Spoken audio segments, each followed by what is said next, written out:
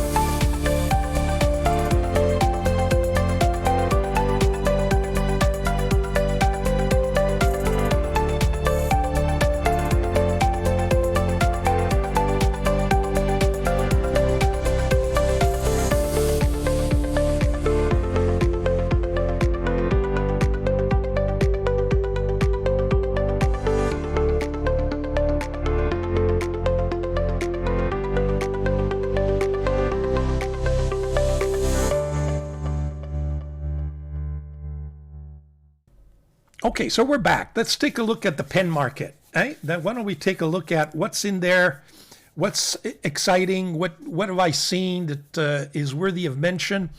Well, we've got our stable wood pens. I reviewed that last week, and you know the featured ones. I think the main offerings are from ASVINE, the C2000, and we'll stay tuned for that because that pen is causing some controversy. And I want to get to it. It won't be long. It's going to be one of my features.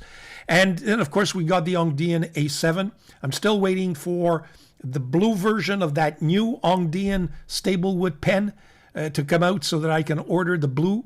I've got the old green, and I'm looking forward to getting the new one. Since then, I've received, since my last recap, I mentioned to you I'd ordered my MAJOHN C5. Well, the MAJOHN C5 came in. I reviewed it. I think it's a great little pen. Some people don't like it. I think it's a nice little pen. Take a look at that review. But we got other things to mention about this pen, so stay tuned. We'll take a look at that once we deal with what's new in the Fountain Pen Studios. So there you have that. I am waiting for this Lemon M7 that I'm putting up on the screen. It should be coming in anytime soon. In fact, if I interrupt what I'm just saying now, so to put in the Lemon M7, it's because by the time I finished it, I would have received it. So we'll include it in my video and I don't have to do some complicated editing. There you have it. So if I stop right now and introduce that Lemon M7, then you know what's happening. Okay, there you have it. Next thing, I have this mini pocket pen. Take a look at this. It's really intriguing me. It doesn't have a name. It doesn't have a brand name.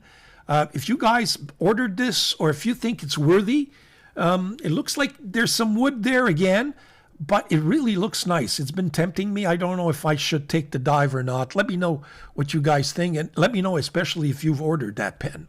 Next thing, Shanghai Knife Dude. My friend, he's announced 3 brand new pens coming out of China. Now, I told you in my first recap that I think the Chinese pen market is going to be really hot this year.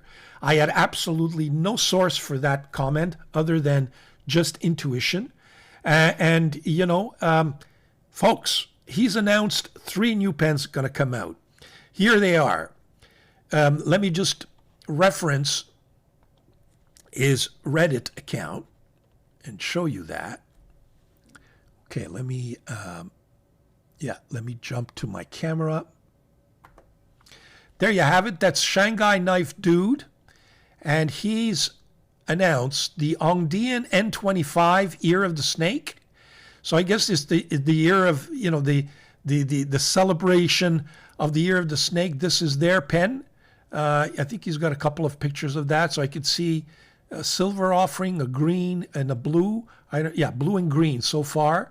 I believe this pen is already, it first came out in China. I believe it's already out of stock. I don't know if they're going to replenish or they're going to plan to release that for the North American market.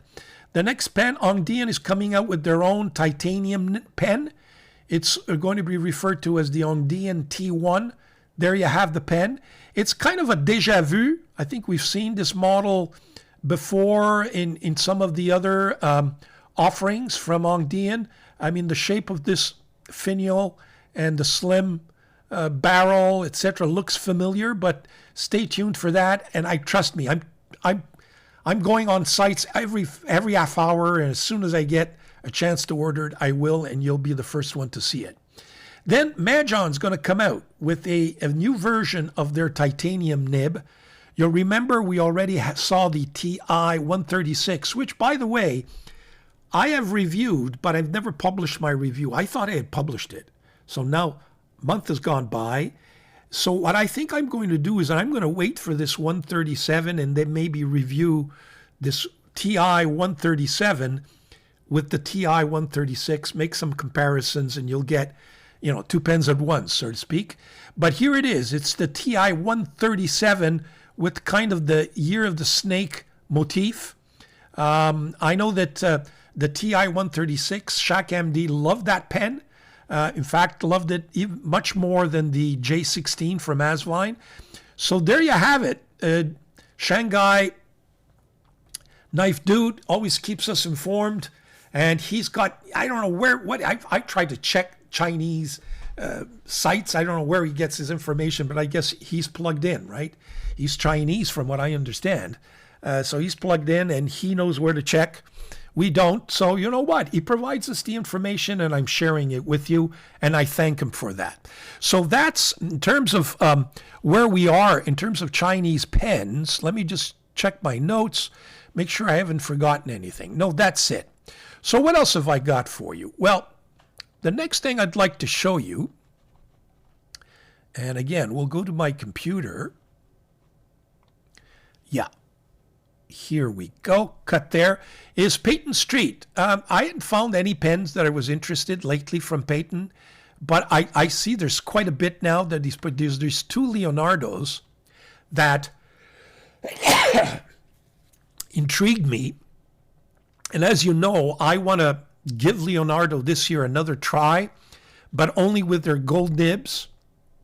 But I still can't for the life of me decide or understand whether their gold nibs in the past now are in-house or are they just Yowo nibs, Yowo gold nibs. When I take a look at this Leonardo Momento Zero and I take a look at the photograph of the nib, that to me just looks like a Yowo gold, 14 karat gold nib. What do you folks know about this? Can we solve this mystery or this question once and for all? Because I would have loved to order that pen or even this one. Again, the same thing, Leonardo Momento Zero. It's got a 14 karat broad nib. And there is another version or a similar version that to me looks like a Yowo 14 karat nib. It doesn't look like the same nib that people are saying is an in-house nib. Again, folks, if you know the difference, let me know. But going back to the site of Peyton Street, there's other pens as well. I'm thinking about maybe, here it is, the Platinum President. I might, just order that pen. There was a black version of this thing. It's already gone. Between the time I originally saw that for this review and now that I'm doing this review for you, the black version is gone. There's just this wine red version. I may pull the plug on that. We shall see. But again, take a look at that site. Next thing, our friends at Scribo, I think, have come out with new pens. Let me just, here they are.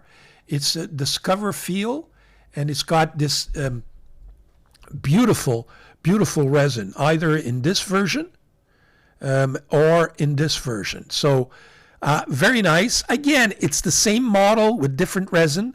I'm not sure I'm interested in spending 700 euros on essentially the same pen. I was advised that they were going to come out with a kind of a new model. So I'm waiting for that before I order another Scribo. You can bet I will, but it's got to be a different model. I'm not going to get, this essentially the same pen and the same nib, but just, change the resin. These resins are not, don't blow me away to the point where I'm going to spend another 700 euros, which is, $1,000 Canadian. Next thing, well, Atlas. Well, Brendan Schmidt was very happy with my last week's recap, where I mentioned is the beautiful Visconti Opera Master that I got from the Experience sale that he has, I think, once a month. Usually, from what I understand, I wrote to him and his staff. They've answered back. It's usually last Friday of the month, so I guess we're looking at January 30th, with his 31st perhaps. And there's going to be another Experience sale, and Brendan has assured me he thinks it's going to be a good one, just because he's going to kind of sell out all the returns from the Christmas sales. So he thinks it may very well be a good sale. He's mentioned that a lot of my viewers have kind of reached out and search for some information on that sale. So stay tuned, folks. I'm going to keep reminding you right till the date so that you don't miss out on that. I think it's something that you should look into. And how does it look? Well, take a look at the Discord. You have to go on Discord. Here it is. And here's the kind of his channel, and people are on it. And under events, I think it is. Yeah, events. It gives you the various events, and one of them is going to be the January's Experience pen sale. There you have it, January 31st. So if you're interested, there it is, folks. Just subscribe to Atlas Stationers on their Discord server, and the rest will be taken care of. So there you have it. What else have I got to show you? Okay, let me just again check my notes. Gold Spot, and I think Gold Spot, Pen Chalet, maybe even Apple Boom, all have this Navalor Nautilus Year of the Snake on sale. So here you have a picture of that. Again, same pen, maybe a little bit different design and stuff. I'm not sure I'm going to spend, I think it's maybe $300 plus for that. But I thought, I know a lot of you are Navalor fans. There you have it. What else have I got to show you? On the Pen Chalet site, I saw this new Laban 325. I don't own one yet. I keep trying to decide if I'm going to get that Laban 325. And you know what? Maybe I might end up getting this Laban 325 with that Jonathan Brooks resin. It's at a reasonable price. I think something like $150, if I'm not mistaken, US. So take a look at that if you guys are interested. Lastly, I wanted to show you Casa Stilografica that I visited in Florence this summer. Took some nice video of that, and it's been published. It's got this new Delta Firenze, so a new pen from Delta. Very nice looking pen at a very reasonable price. So if you're into Delta pens like I am, I may very well buy that one. So there we have it, Delta, a new Delta offering. So that's it for the pen market. What have I got for you for inks? Well, I don't have much to say about inks other than stay tuned for the swatching of my Van Dieman's 2024 collection. As far as that Dieman collection 160th anniversary that I promised to swatch for you guys, I've suspended that because I realized at the same time, and then my viewer even mentioned it to me, when I was doing some research to prepare my video and do the swatching, I realized I was missing one ink, and that's the purple one. So I've ordered the purple, time to get it in, so I will review the full collection. Otherwise, it would be silly. I would have 5 of the 6. So stay tuned for that. So there's not much else in terms of inks that have come out. there's a couple of shimmering inks from Colorverse and Wearing Gold that I'm not going to get into because I think I'm going to stay away from shimmering inks. We got some Ferris wheel, but I refuse to buy any Ferris wheel inks until they change their bottles. It's as simple as that. It's ridiculous. Their bottles are completely ridiculous and non-functional. So there you have it. It's worth what they're worth, but I still, look, they're popular. They're nice inks, but that's the way it is. In terms of paper and notebooks, well, there's not much to say other than stay tuned for my, I'm going to do my 2025 notebook and journal setup for you. So that should be interesting. So there you have it in terms of what's new. Okay, so what's next? Well, the next thing I'd like to take a look at, what have we got in the fountain pen therapy studios? Well, remember last week I reviewed this CONKLIN, an Atlas exclusive, and I've always said that CONKLIN, especially this, either the All-American or this 1898, it's got a drying nib issue. Well, again, this pen hasn't been used all week. Let's take a look at and see how things work out for this pen after a week. No.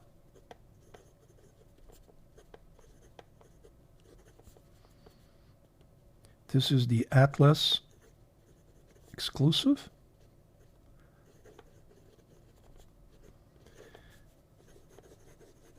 I mean, it's not as wet as it was originally. I don't know if it's just in the process of getting, but it is much, much better. So maybe, stay tuned.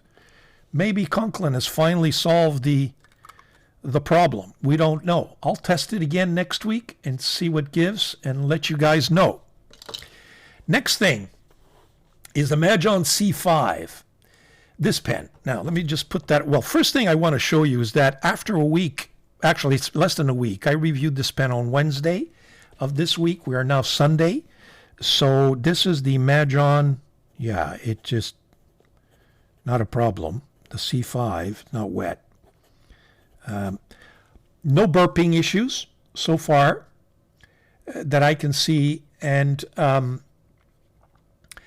one thing that I omitted to mention was that nib, yes, that nib can be unscrewed, and so you can clean the barrel it facilitates cleaning of the rest of the pen rather than trying to dismount what appears to be, a little bit of a fragile pumping system. It works really well. One viewer said that pumping system was kind of stuck on him. He had to take like a plier to pull it up. I didn't have that problem. You saw it in my review. It just sucked up that ink, 3 pumps, and it was done. Works well. Then, I said I didn't know whether or not this pen is kind of an imitation of another pen. There was just something about this pen that I was attracted to, and I just couldn't put my hands on, And then one of my viewers just wrote something like, inspired by Ancora. And then it dawned on me that I have an Ancora pen. In fact, the basic model of the Italian Ancora pen maker is in fact this motif or this style where you have 3 bands. And I'm going to put up a series of photographs now to show you. You'll see this lemon-colored Ancora. You can see it's definitely looks like this one. So I'll put the C5 on the left and the pictures on the right. You can see there's some similarity. The same thing with this demonstrator. And then I have that Ancora pen that I'd like to share with you. Now, it's missing a piece, so it's not quite complete, as they say, because I messed up. This is the pen. This section, the bottom section, and you'll see the picture. I'm going to put up a picture on the... Actually, let's just put the picture here. This is the pen. Here's the picture. As you can see, this is the Ancora, and it's missing the bottom part of the knob. It had snapped on me, and for the life of me, I've, I wanted to repair it, but I misplaced it. I can't find it. So this pen is essentially ruined. I took out the 18 karat, beautiful 18 karat nib in this pen and put it into a Nautilus, an Kevlar Nautilus. But as you can see, I think that that's where the inspiration comes from. Now, let me just close up here. You could see that there is a kind of now it's missing this bottom, but the top finial, then kind of a middle, and then a third. So, I mean, there are big differences, and you can't compare the quality of this pen, this Ancora pen, to this MAJOHN C5. But I can see where my viewer, made the statement that it is inspired by the Ancora. Indeed, it is inspired by the Ancora. And I wish I could find the bottom part of this pen. That's the way life goes. So there you have it. Okay, what's next in the fountain pen studios? The beauty of having a channel where you get comments. You see, I got all these comments from other reviewers or just my viewers. They give you all kinds of ideas. They share all kinds of experiences. So I talked about the MAJOHN. We've talked about the C2000 from ASVINE. This is that big mystery pen, that big titanium mystery pen, huge pen. And when I had reviewed this pen, I mentioned that when you remove the cap, let me just remove it all the way, I found this kind of a barrel or this section that I couldn't move, okay? And I just couldn't for the life of me figure out what this is. At the end of the day, I figured out or assumed that this, because I think they mentioned it, is an eyedropper. So I eyedroppered the pen and used it, and this thing did not move. Then a viewer told me that this thing acts like a piston. So I took a plier, and there you go, it's stuck again. Even though I put some... Yeah, let me just come back, get my plier again. Okay, at the risk of kind of damaging this thing, let me see. There you go. Okay. For some reason, it just kind of gets jammed. Now, I did put some grease there to kind of... So this thing does appear to be some kind of a pump system. Now, from what I understood from the buyer, from the viewer, excuse me, was that this is a piston filler, but it can't be, because when I push down, okay, that's fine. Then when I suck up the ink this way, yeah, it sucks up ink. But the moment I try to descend this thing back to its place, ink just comes out of the nib. It just pushes the ink out of the nib. You can see that. Right now it had some water or some of the traces of that. So is it a vacuum filled? In other words, I need to push it down and then let the barrel fill? Or is this, strictly speaking, a piston that I can use to wash out the pen? Maybe that's the solution. It does open up here, so do I really need to? I'm not sure. Does that ball that I put back in, where's the ball? There it is, have anything to do with this whole system? Am I missing something here? I'm not sure. So viewers, if you can figure out how and where and how all this thing, all these parts kind of fit together, let me know, because I sure as hell can't figure it out. Like I said, I'm not an engineer, far from it. I'm a lawyer by profession, and I just don't have technical skills or technical knowledge to be able to provide you any more insight other than this mysterious pen has become even more mysterious. So there you have it. But thanks to the viewer. But that same viewer, please come back. I wrote to you and asked you, well, how am I supposed to fill this thing out? If the ink is just going to come out. Is it a vacuum filler now? I don't think so.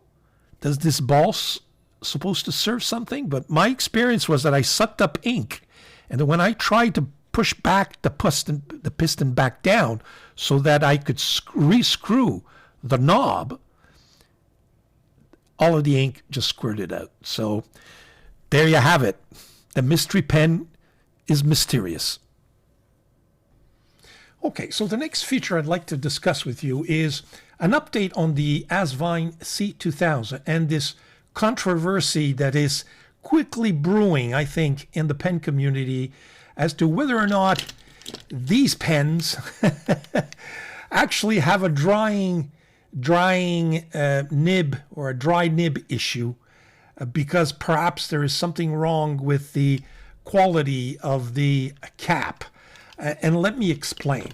Pensane, the YouTube channel and reviewer Pensane, originally came out and said that he was having problems with the nibs drying out fairly quickly.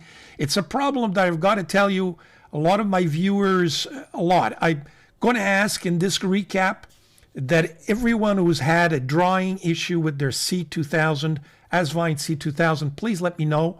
We can kind of tabulate and see whether it's the minority or the majority in terms of a very minimal sample, mind you, but it could give us some indication as to whether it really is a controversy and a quality issue, or maybe just, hit and miss, which is sometimes the case with some of these Chinese pens. I know there was one viewer who was very upset at me. He accused ASVINE of being low quality lately. I've got to tell you, I don't think ASVINE's quality has suffered any in any of the previous pens. They've all been very good to me. Again, and even these ones have been good to me so far. But, Pensane has not had the same luck, and maybe that viewer who was, mad at me, obviously experienced, some negative issues in terms of the drying up of the nib. So Pensane originally said he had problems, and he kind of searched and he found the solution. What he did, let me go to my overhead camera, is that he took, and you can see the video. I'll put it in the description. What he did is he put a bulb syringe. Now, I don't have the same bulb syringe he does, which is that big blue syringe that we use for babies. But essentially what he did is he blew air into the cap, and he discovered that air was coming out of this joint right here, where the clip is. Now, you'll recall that in my original review, I did comment on the joint here, not because I thought it was going to cause a dry nib issue, but just because I thought it was a little sloppy. It was uneven, and some, for example, on this one, this side it protrudes, this side it doesn't. So I felt that was unusual for ASVINE because they're usually pretty bang on. But I never would have thought that because of that, or anything that kind of governs this section, could have caused some air to come in and therefore cause the drying issue. So then Pensane kind of came back and explained to us how he discovered what he believes is the cause of the problem. Now, what I propose, these pens have sat in my blotter, my pen case. This is the pen case. Essentially, it sat in there for, 1 week now, since last Sunday, essentially. What we're going to first do, first of all, I'm going to test to see if any of these pens, this one is not inked, so I can't test it, but these three are. We'll see if I'm experiencing a dry nib issue after a week. I've not experienced anything prior thereto. So let's see. This is the blue-red or red-blue with the 1.1 stub. There we go. Drying issue. Pen doesn't write anymore after a week. The ink is there, so it's not, there's ink in there, so it's not as if there's no ink. So the nib is dried up on me. Let me try it again. Yeah, after a week, totally dry. So we'll come back to that. Let's test this light green pen. So this one is fine.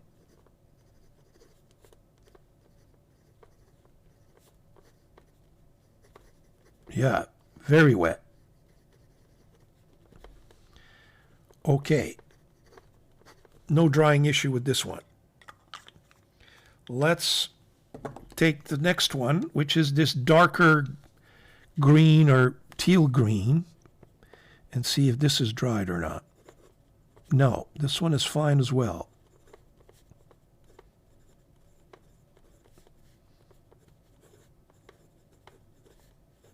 Now, let's compare the caps. Now, these nibs are going to dry up on me because I'm just going to remove all the caps. So, this one that's dried up on me, I can sense and I can feel that it's not set perfectly. There's a variation. That's number one. This one is pretty even. Yeah, this one looks much better. Looks like it's been set really nicely and properly. This one, same here. It doesn't have one side protrude over the other. Now, what I propose to do is, rather than the ball syringe, now let me just, okay, I have this contraption, which is a blower, okay, that blows air and to remove dust on some of my cameras and camera equipment. So what I propose to do is I'm going to put that cap in there, turn on the air, and see if air escapes.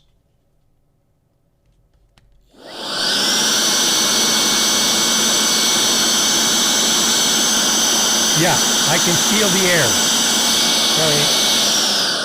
So I can definitely feel air coming out of that section. So that's the blue-red one. Let's test this light green one.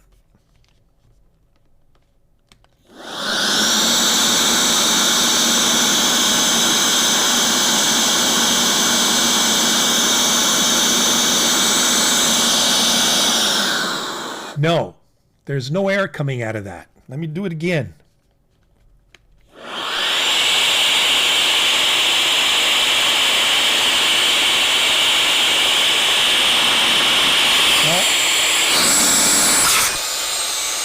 So there's no air coming out of that one. Sorry about the noise. Let's test this one.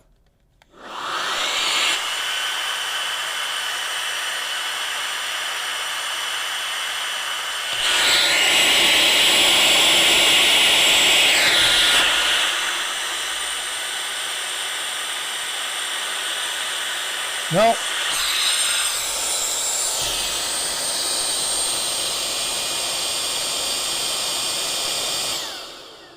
Sorry about that. So no air coming out of these two. So, and those are the ones that are not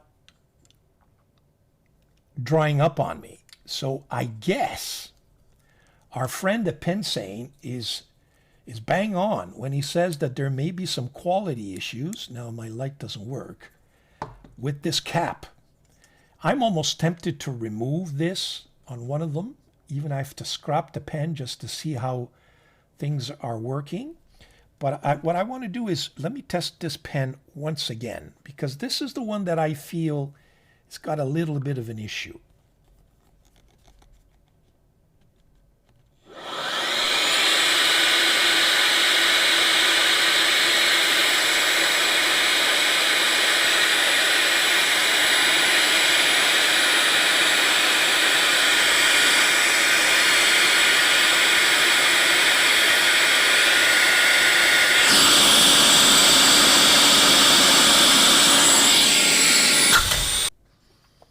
I'm back. I'm not sure that I've tested that properly. I think the air may be escaping from the side. In other words, I get the impression it's coming out of here when in fact it's coming out of here. So I don't want to mislead you. I've done that. There perhaps be, but I've done another test.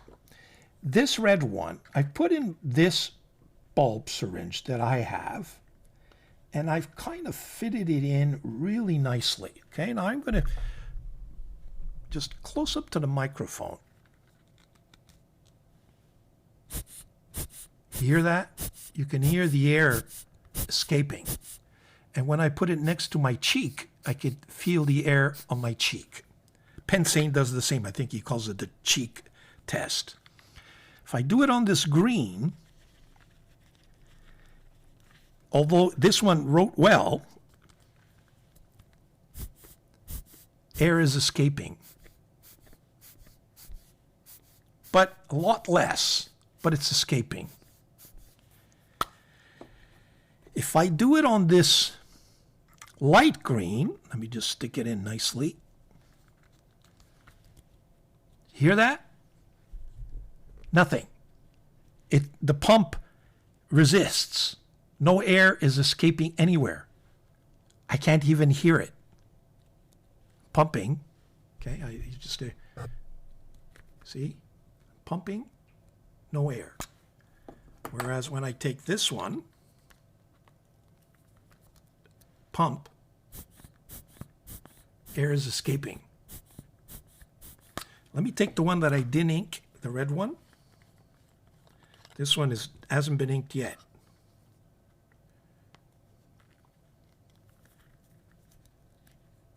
No air out of this. Interesting. So Pensane is all right, but I think what we have is a quality control issue. In other words, some of them are good, some of them aren't. And you got to be, and that's reflected in my viewership, because some people are pissed off as hell, excuse the expression, and others are saying mine is fine. So that's can be explained by the fact that there is something there. Right there. That's the problem. Now, is it escaping through some of this wood? I doubt it. I think it's coming out of there. Now, I tried to unscrew that piece. It looks like it's been glued on. Maybe our friend Doodlebud or some other technical guy or even inquiring minds will have some idea as to how we can further test this. But got a feeling the controversy will continue, because what may have been the pen of the year may be a dud. And let me tell you, there's been a lot of reviewers, Shaq MD, GJ3, was there somebody else came out with, very positive, fairly positive reviews. Shaq had some feeling, is this the next best affordable pen out there? He loved the way it wrote, etc. So there you have it. I guess you got to be lucky that you get the right one. Or if ASVINE is listening, take care of that quality control problem, because drying nibs are never pleasant. Stay tuned for the next section of this recap. Okay, so we're back for one of my main features of this week's recap, which is my friend Michael Green, or Mike Green. I got in touch with him, and he has something special that he managed to put together himself. He's also a pen maker. So we touched base, and he kind of, in a certain way, he has brought one of my Grail pen hunts much closer to realization. We're not there yet, but closer. Let me explain. So what Mike Green did for me, and I understand he's done it for others, and he may do this for whoever wishes to do this to one of their pens. So I really thank Mike for doing this. Thank you very much. So I've got two products, if we can call it that way. I've got a pen, and I've got a series of nibs that I want to demonstrate to you.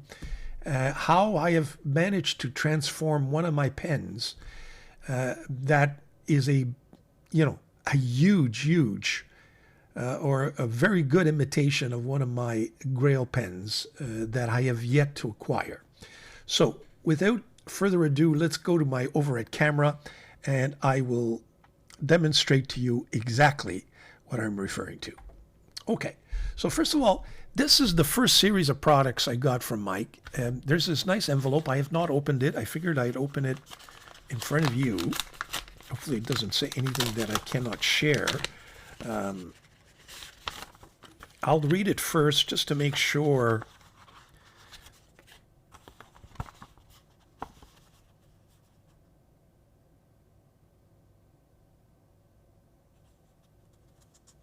Okay, so he's given me details of what he's done and where he got this idea. Now, I'm not sure he wants me to share all of this with you, so I'm going to refrain from sharing it, but he's got quite a bit to say there. And maybe we'll take a look at this later on and we'll take it from there. But so let's, what is this? I've got a card from him, Mike's Pen Fun. He does have an Instagram account as well as a web address, so I will share that with you, okay? First things first, okay.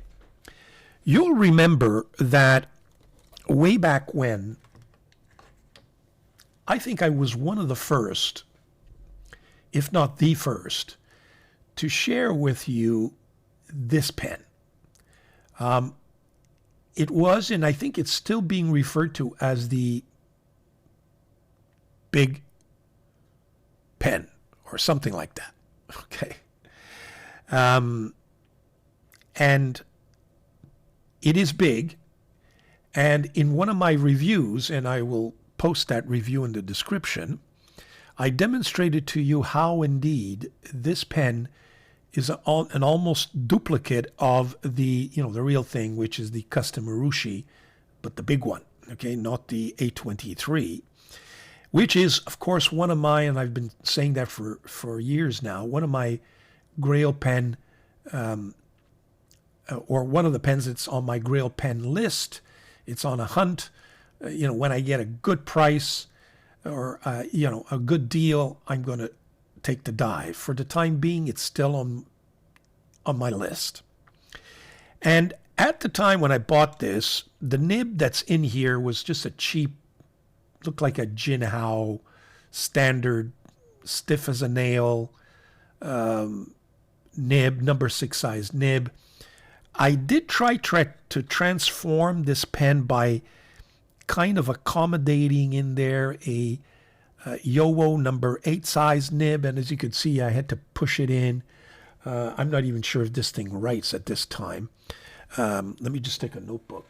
I haven't used this in months, but really months. I doubt very much, and it was leaking on me, so it didn't really work out all that well. Does it write? Let me just, for the fun of it. Well, look at this. The big pen is still writing. Wow. With that nib. Isn't that amazing? A little bit of skipping, but to be expected. I mean, this thing hasn't been used literally, I got to tell you, more than 3 months, I would say. So that's what I tried to do with this pen, and I haven't used it. I didn't really think it was a great solution because it was leaking on me. Let me remove this notebook for just a second. So Mike Green has found a solution. So what I've done is, let's put this red one aside because it's this red one that ultimately I'm going to transform. But for the purposes of this review, I have another one here, which is and I'm just going to lay this out for you, which is the green version of the same pen. I've dismantled it. Okay, essentially, here's the nib section, the barrel, the cap, the converter. Sorry about that. And with and I'm dropping everything. And of course, with that number 6, as you can see, it's a simple, straightforward number 6 size nib. I think it's a, well, mind you, this is a good one, actually. This is a Kegaloo nib. So I replaced the original nib that was there by this Kegaloo, which is a beautiful nib. But I washed everything out, so I removed everything. And what Mike Green has proposed is the following. So I have here, first of all, he's given me a double. So I have, the same products twice so that I can replace and transform both of these pens. There is a nib section, and then there's a nib with its nib, feed and section, and then there's a whole bottom section that has to be replaced. So let's start with the first thing. It's kind of really in there, so let me just remove it. Here we go. So this is going to replace this nib section. As far as the nib is concerned, he's included a number 8 size Jinhao, as you can see. So we're going to be replacing the number 6 with the number 8, which was, after all, the objective here. The barrel remains the same, the cap remains the same, but of course, the converter needs to be replaced because that nib section takes on the big converters. And he's also provided me with 2 converters, and these are the giant-sized Jinhao converters. So now we're all set to accommodate both pens. So this converter is going to replace this other one. So first things first, let's put the nib in the new section. Well, how does that work here? We go this way. So he's created, if you will, this section for us. Then, of course, we're going to take the new giant-sized Jinhao converter, and it's a screw-in converter, so we can screw that in nice and tightly to make sure that it is inserted properly. There we go. Then the barrel, and there you go. The barrel fits in very, very nicely. So now we've essentially replaced and accommodated a new nib section to accommodate that big number 8, which makes more sense in terms of how this pen should look and feel. Okay? Remember that the original of this thing has this huge, a number 30 nib, which is probably even bigger than this one. But at least now we're talking about exactly what I want. Now, this will give me fountain pen therapy until such time as I actually get the real thing. I'm going to be doing the same transformation, obviously, to this red one, because the chances are I'll be using more of this red one, which is my favorite, than this green one. They also come in blue and yellow, if I'm not mistaken. But I think for just a couple of bucks, you can transform this big pen into a number 8 sized nibbed pen, which kind of gives you the feeling of what that urushi, just the feeling of what that urushi would feel like when you write with it. So what we're going to do next is I'm going to go off camera. I'm going to accommodate this red one as well, clean it all up, ink it. I will ink both of them down, and then we'll do some writing samples. How's that? Be right back. Okay, so we're back with the 2 pens. And by the way, I think now that this pen screws on better than it did before. Before it was kind of a hit and miss. You had to get the right angle in order to... It's now screwing in even nicer. So congrats, Mike. Okay, so in this red one, I put in oxblood. Dimene's oxblood. So this is the... I guess we'll call it the big red pen. There's a question mark. It's essentially the, well, I'm going to say it, fake custom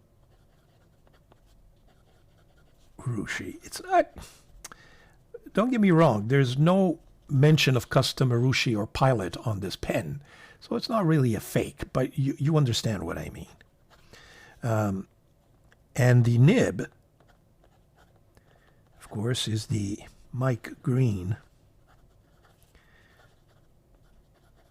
Jinhao solution, I will call it. The ink is Dieman Oxblood. Wow, folks. Getting closer. Beautiful. Just a beautiful pen. Nice weight. Because, of course, this is, you know, compared to the original piece, well, let me just get it here, which is, you know, it's quite heavy, this piece. It's all metal. Has been replaced by, essentially, you know, a plastic or an acrylic. It makes it much lighter and more enjoyable, I would say. So, Mike, thank you.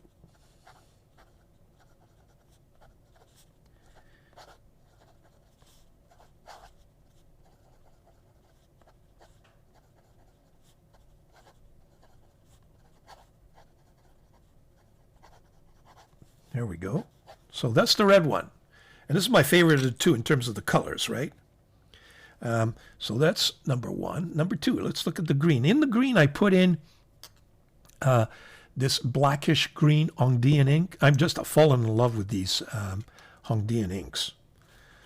Let's hope that this one works out just as well as the other one. So this is going to be the big green pen.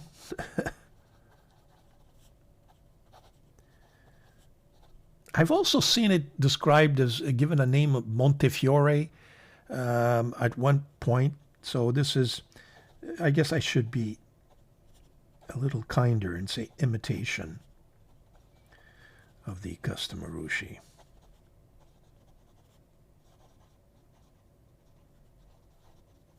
Wow, this green ink's really nice. Once again, the nib is the Mike Green Jinhao, and I realize I spelled Jinhao wrong here, solution. The ink is the Hongdian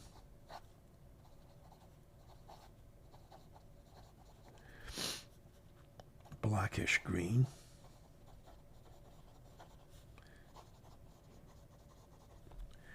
And once again, thank you very much, Michael. Or Mike. Very nice.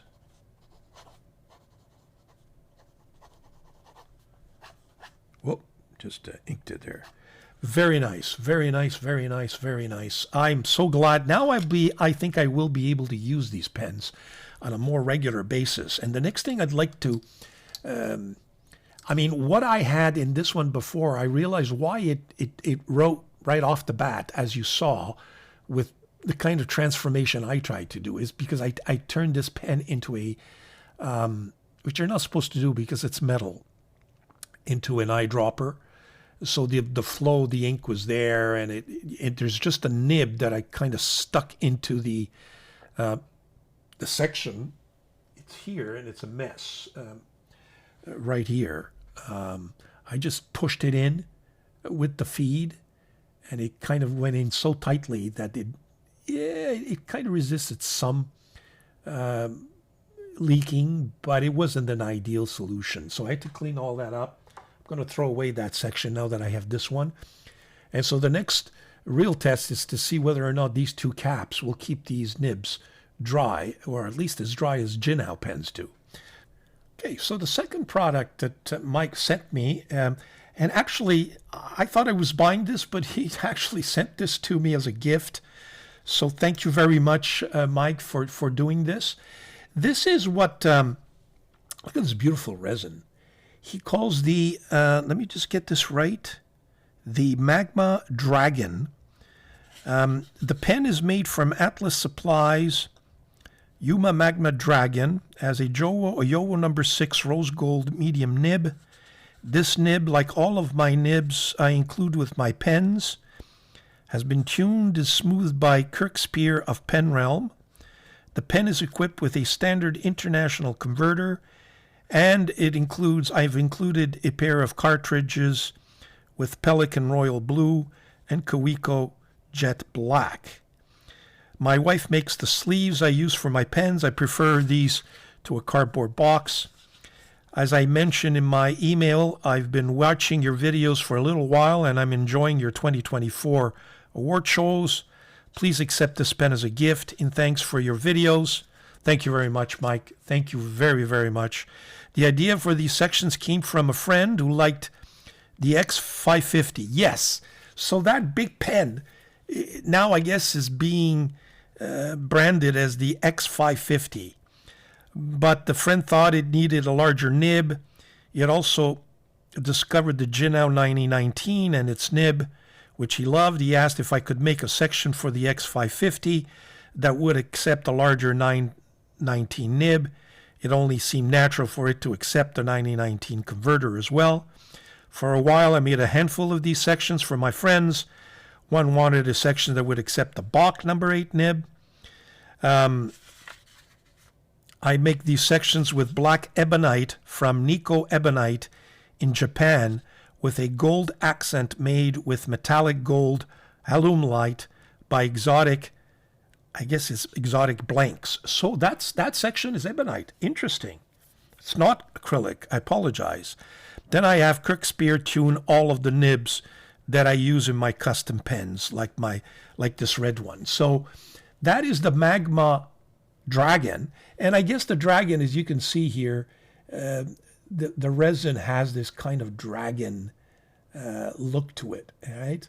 So it's a medium-sized pen with a beautiful nib that I understand has been worked on by, it's got some condensation just from the winter from outside. I haven't inked this pen as yet.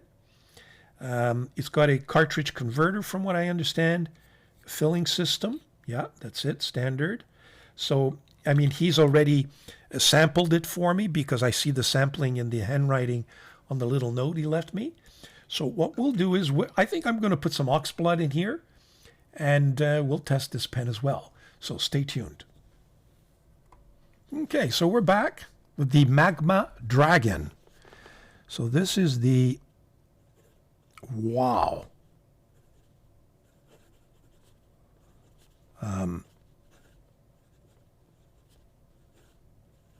By Mike Green. I can see why he says his nibs are tuned. Wow, man, that is really nice. That is a medium nib, and it is so smooth. So that is a nib, Yowo number 6, steel, and it's worked on by Kirkspear.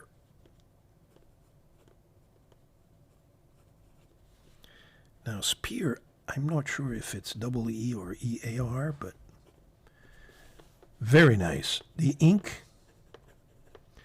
I chose the oxblood again. Very nice, very comfortable, smallish size, but very nice. Wow, this nib is just perfect. Just the right amount of feedback, smooth, wet, constant.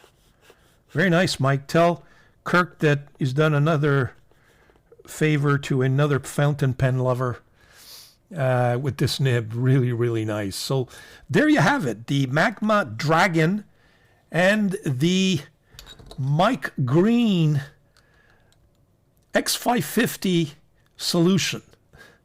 Stay tuned for the next section of this recap.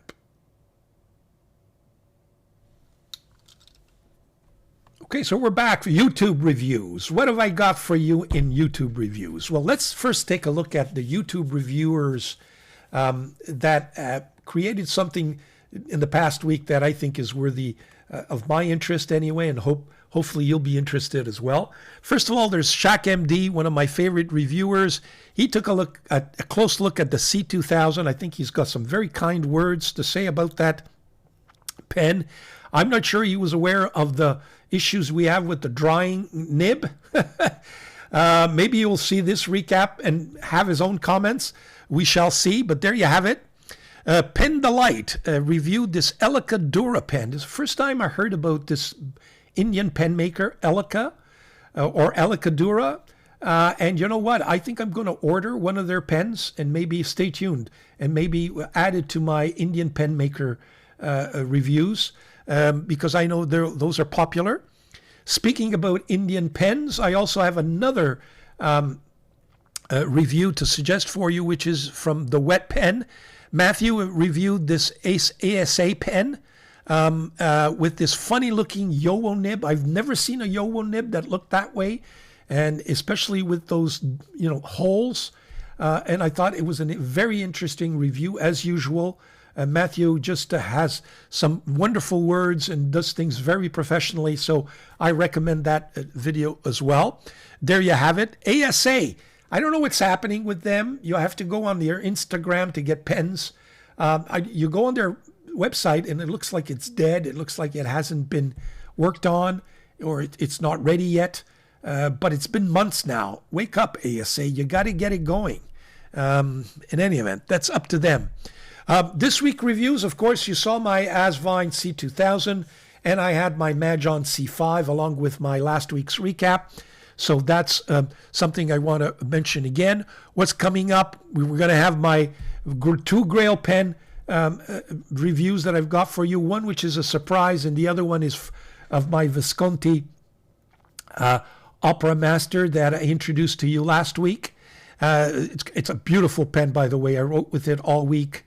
Just gorgeous. Thank you again to Atlas Stationers for that. We've got another new contender from the Chinese pen market. That's again, it's a secret or a surprise, and we've got my surprise Montegrappa as well. And eventually, I will get to the pen part 3 guide to my paper. I know one of you said, "Will you stop it now and just print the bloody thing or publish it?" It's a long video. Trying to find the time to do it. And I don't want to, throw them all and put too many during the week. So, time will come. Just be patient. It won't be long. So there you have it in terms of what's coming up and what was published in the YouTube world. Okay, so there you have it. That completes the recap. A lot of things to say, a lot of reviews, a lot of pens. I did want to get in the paper, my notebook set up, but I want to keep this to approximately 1 hour. It would have taken me another half an hour. So you know what? We've got time for that. I did want to do some swatching, but there again, it was going to take me over the 1 hour limit. I'm already past that. So I figured I won't tax your patience. You guys are good as it is. Use those timestamps and, just enjoy what you really want to enjoy. And you know what? There's time for the rest, so to speak. And, I may have to just publish three videos per week now just to get going here. Otherwise, I'm just going to leave everything behind and everything's going to get stale dated. So having said that, I'm just having a ball.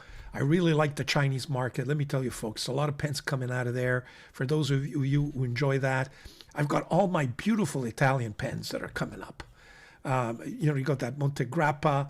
I've got some a Stipula. I've got a Tebaldi. I've got the that Opera Master. And January 31st, I can assure you, well, no promises, but there's a good probability that during that experienced pen sale of Atlas, I'm going to come out. I'm hoping the Leonardos with those beautiful nibs that I'm looking for are going to be part of that, part of that sale. Cross our fingers. Ciao. Take care of yourselves, folks.